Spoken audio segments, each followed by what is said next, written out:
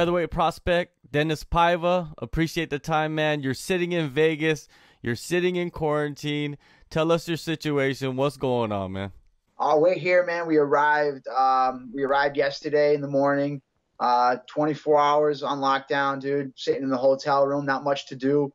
Luckily, my coach brought some pads, and we've been getting our work in regardless. We rearranged and reconfigured the sitting areas so that we had enough space to work. And I got my jump rope, and I'm able to jump some rope and hit some pads and do my sprawls and some light grappling and whatnot. But just staying as busy as you can between four walls, you know. Today we went and did all the media stuff down over at the Apex Center. Blew my mind to be walking through that place like a dream come true, you know. A lot of this, dude, has been like a dream come true, and I'm just trying to soak it all in and enjoy every moment of it, man. I'm really happy and privileged to be here, but it's also through hard work, man. So it's kind of the best of both worlds. It all manifests eventually, right? And like you said, the Apex, it's probably like, you know, when you're a kid and you go to Toys R Us, your eyes, they don't shut. It's just you're looking at everything. It's probably the same situation just as a fighter. Dude, so when we were there today, there were some other fighters who were walking in. It was the same thing. And what I described it was, it's like in the chocolate factory. And we're finally like walking through and checking out all like the Oompa Loompas and the candy and stuff.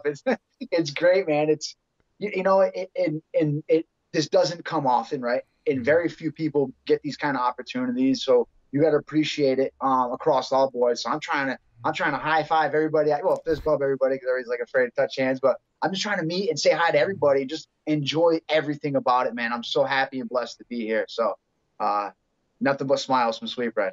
Definitely, man. And before we got on air, you're showing me your setup of how you're getting your work done while you are in fight week over there, taking care of everything you need to take care of, man. How is that? Is that pretty hectic, or is it easier in the hotel room because you're isolated? It is. I mean, I guess we really can't go anywhere anyway. So it's like, well, I have something, you know, to pass the time, if you will. I'm super dedicated to work, and I'm super dedicated to my relationship. I'm super dedicated to everything I do, right? Dedication is always important. But it helps me kind of keep my mind preoccupied. You know, I have a couple of days where I'm going to be able to work and shake some things up and then it's like home. So when I'm back at home on the East Coast in Providence, Rhode Island, I'm up at 3:15 in the morning. I'm in the gym at 4 a.m. I get my workout in from 4 a.m. to 6:30. I leave. I go home. I take a shower. I wake up the wife. We have breakfast. I sit down at 7:30 in the morning, and I work till 5 in the afternoon. And then on the days I have night stuff going on, whether I'm training or you know, personal stuff going on, I finish at 5 o'clock in the afternoon. Grab my gym bag. I'm off to the gym by 5:36. I get my workout in for an hour and a half or so. Usually at night, it's a little bit less than during the day, or early in the morning, I should say. And then go home, take a shower, sit in the couch, vibe with the wife and the puppy. I call her puppy. She's 12, but she'll always be my puppy.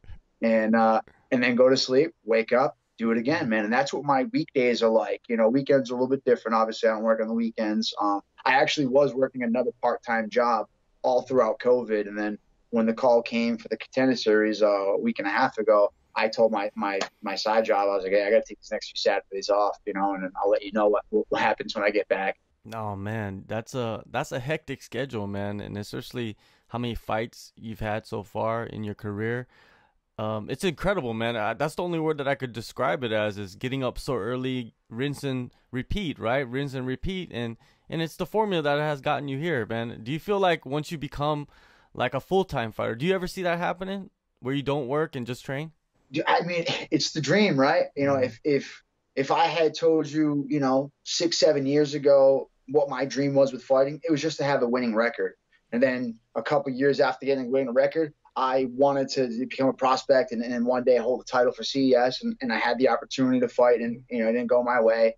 But things shifted, right? The goals start kind of getting bigger, and the further you climb the tree, the thinner the branches get. So as I achieve certain goals and those certain thresholds, you kind of look towards the next level and the next level. And that's really how you grow as an individual. And whether it's through fighting or whether it's through work, you know, you set a small goal, you work hard to it, you achieve it, and then you figure out what's there and you work towards that. And it's all about life and progression. And that's something I've loved and enjoy doing. With goals, there's also barriers. And what were some of the major obstacles that you had to break through or overcome to get you to this point? Well, one of the big things was I worked for I was a regional manager and an operational manager for a massive industrial cleaning company, and it required me to travel a lot.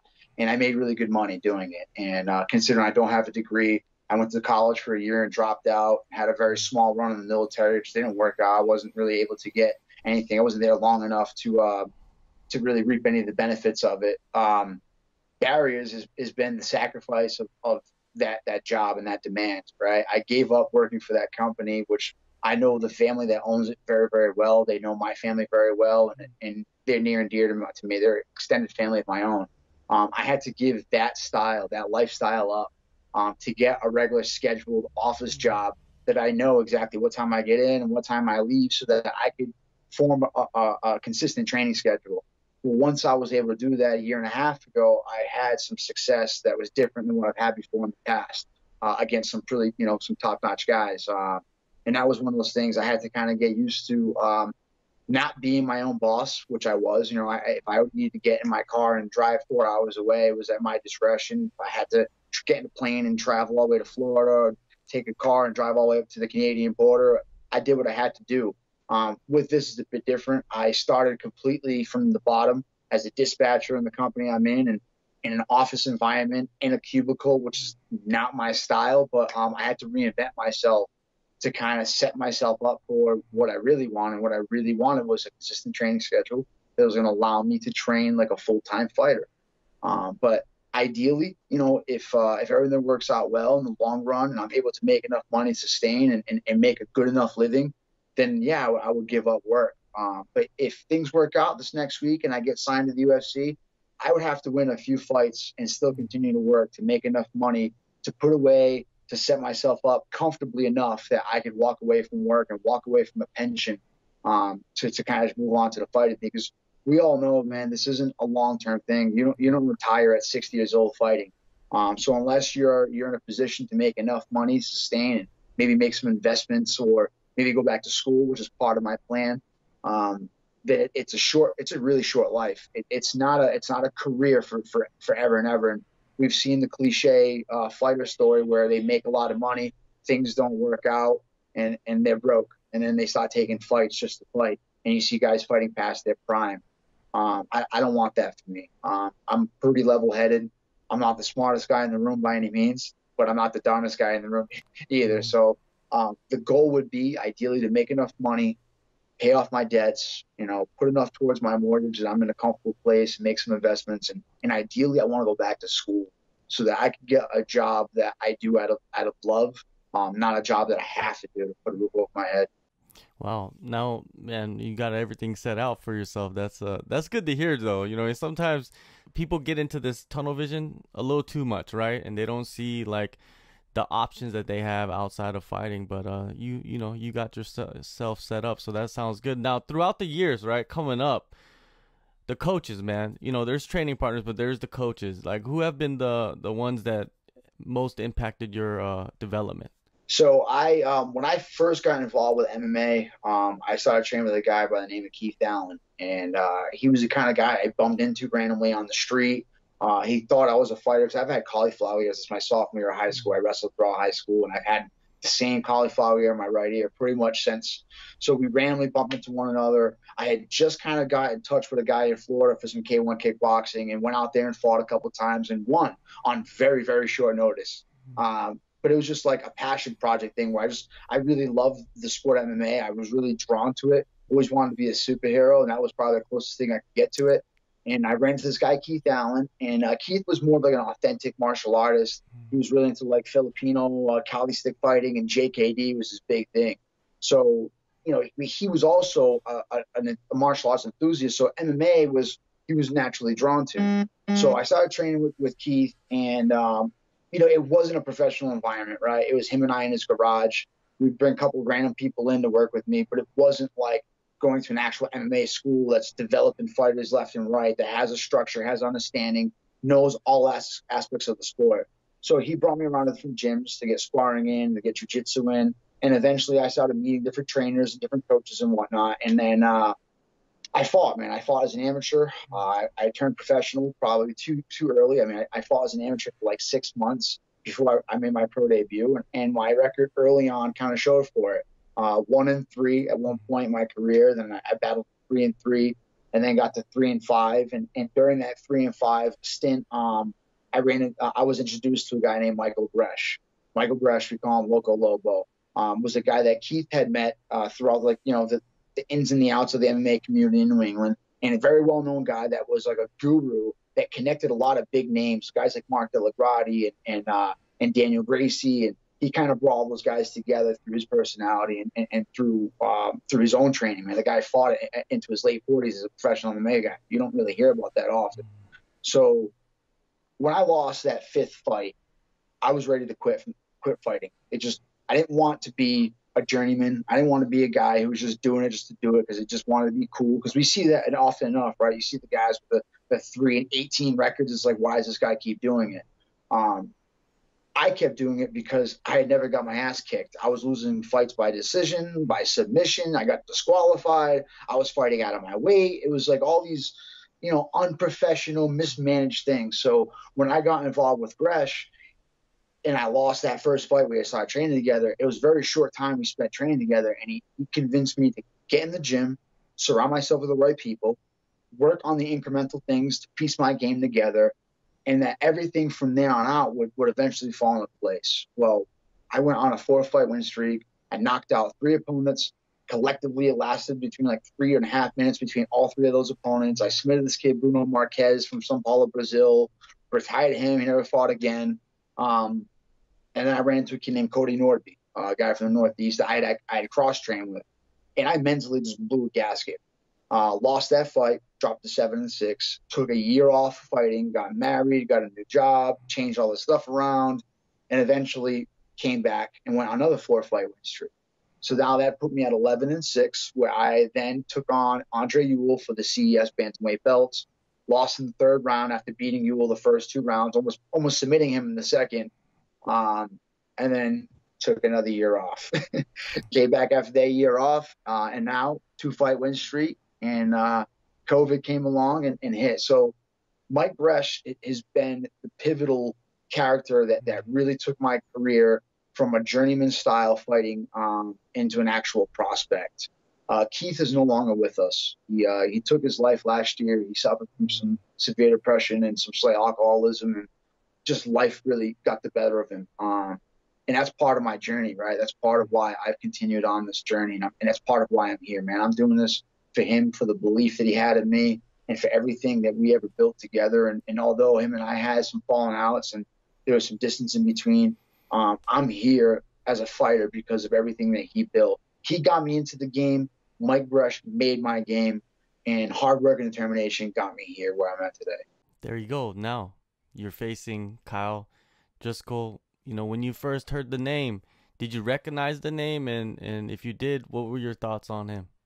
Dude, I didn't. There's so many guys out there. I didn't know the name off top of my head, but when I watched the kid, I was impressed, man. He's good. He's as legit as they come. But you're not fighting schleps at this level, right? You're not fighting bums.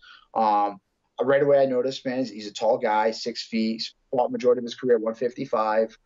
Last couple fights at 145. He's very strong wrestler coming out of AKA, so he's got a great camp around him. Got some decent striking, throws some good head kicks, decent. When I say decent, I good. I'll give credit where credit's due. He's got good striking. He's got great wrestling, good cardio, and he brings it. Not like the most spectacular record. He's not knocking guys out left and right. I think he's got like 2 or 3 wins by knockout, a couple wins by submission, majority of his wins by decision. So that tells me he's got grit, heart, must have a decent chin if he's fought some good guys and not got knocked out. But I'm pretty much there as well, right? I'm 10-2 in my last 12 fights, and I've knocked out 6 out of those 10 guys. So I think we both match up pretty well. He definitely has a size advantage. I'll give that to him. But, it's not about the size of the dog in the fight. It's about the size of the fight and the dog. And that's one of those things that I bring, man. I'm a chinny, gritty individual. I've never been knocked out, and I fought some pretty heavy hitters, some legit strikers. And I bring it, dude. From the time I get in there, I'm not looking in there to pity pat. I'm not looking in there to take someone down and grind out a decision. I'm in there for 15 minutes plus, dude, putting my fist to your face and looking to finish you from the time I get in there to the time the bell rings. You know, you looked at him, you looked at his style, you just explained it all. But where do you feel like you are superior no matter what he brings? Where I feel I am superior is my footwork, my timing, and my distance control. It's very difficult to deal with, and a lot of opponents I fought that I've talked to afterwards, they say the same thing. They're like, first off, you fucking hit really hard. You hit really hard for a small guy, you know, and especially at 45, I'm not the biggest 145. At bantamweight, you know, I got a good size, right? 5'9", got almost a 72-inch reach. And at bantamweight, I hold that size really well. At 45, I'm your average kind of size guy, but I don't cut a lot of weight at 45. So the cardio and that pace is there for all three rounds.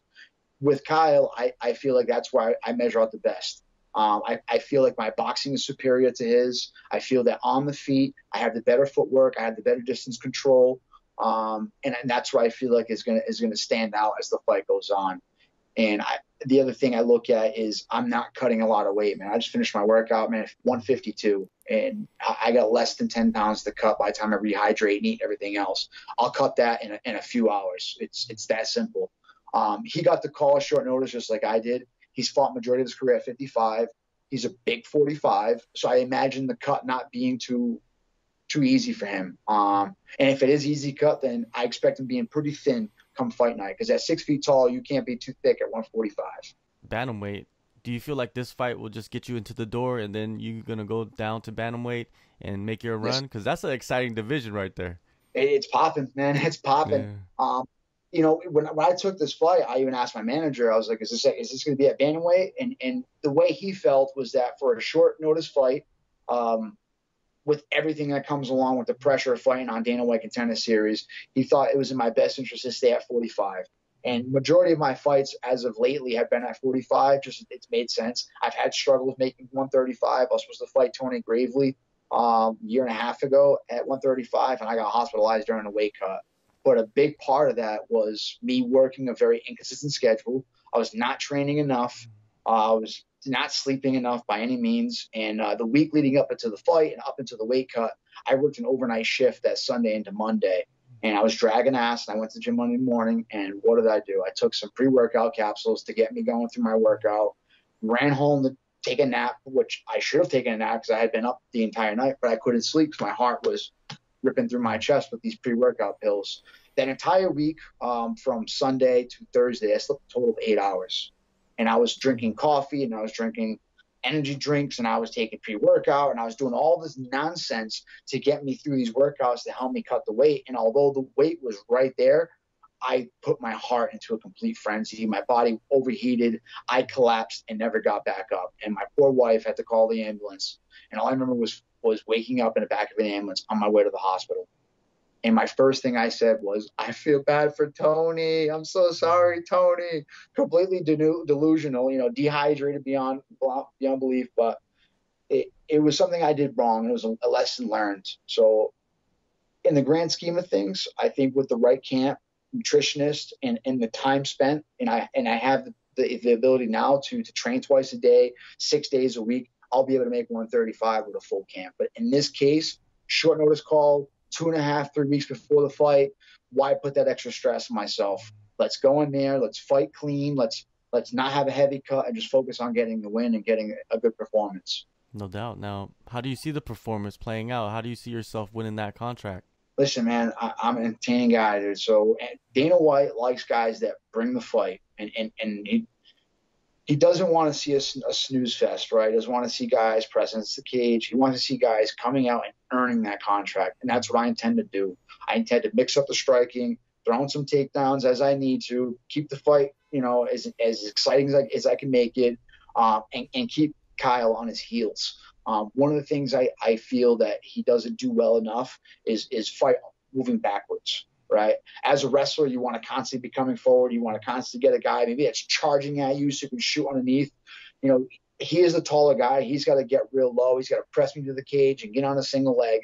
It's hard to do that when you got a lower guy that's in on you, and I'm able to fight at a close distance. I worked a lot on my inside boxing game, And I feel that's one of the things that MMA guys don't really do well is they don't know how to fight within a very close range. And I do that well. And not only do I fight at a close range pretty well, I know how to move in and out of the pocket very well. So as he's looking for the single legs, I look to use my footwork, stay to the outside, bury some shots, mix some things up and down, and just keep him guessing. All right, one last thing. There's many different types of competitors and mentalities in this sport. For yourself, do you feel more of being a martial artist or a prize fighter? I gotta say more of a martial artist, dude, because I boxed in middle school. I wrestled all throughout high school. I did a little bit of kickboxing when I got out of high school before I got into MMA. And then as I've gone to MMA, I've dibbled and dabbled in different forms of martial arts. I've done some training with Kali stick fighting, everything else. As much as I enjoy prize fighting and being a showman and being involved with that, I really do thoroughly enjoy all aspects of the sport. I wish I had more time to focus on things and take some time to go to Thailand and just do nothing but work on my Muay Thai, then take some time off, go to Brazil, and maybe just work on my Brazilian Jiu Jitsu. Time is one of those things that no matter who you are or what kind of money you have, what background you have, we all have the same amount of it. You can work as hard as you can to save it, but you're never going to be able to. You just got to be able to manage it well. And as I've gotten older, I've gotten better at that. That's an art of its own, is time management. But I would say it's probably more of a mix. I like to be called a martial artist, but at the same time, I'm a showman, and I like to be known as a prize fighter at the same time. That's what we're doing this for, right? If we were just martial artists, you'd be in a karate dojo just doing that and nothing else and not caring about it. No doubt, you'd be doing that Cobra Kai. That's it. All right, man. September 15th, Contender Series. You get your opportunity, Dinis. Thank you so much for the time, man. Good luck on the fight and all the best, man. God bless, bro, and stay up, dude, and continue to follow me, man. And I'll be following you as well, dude. Thank you for having me on and giving me a platform to talk a little bit about my story.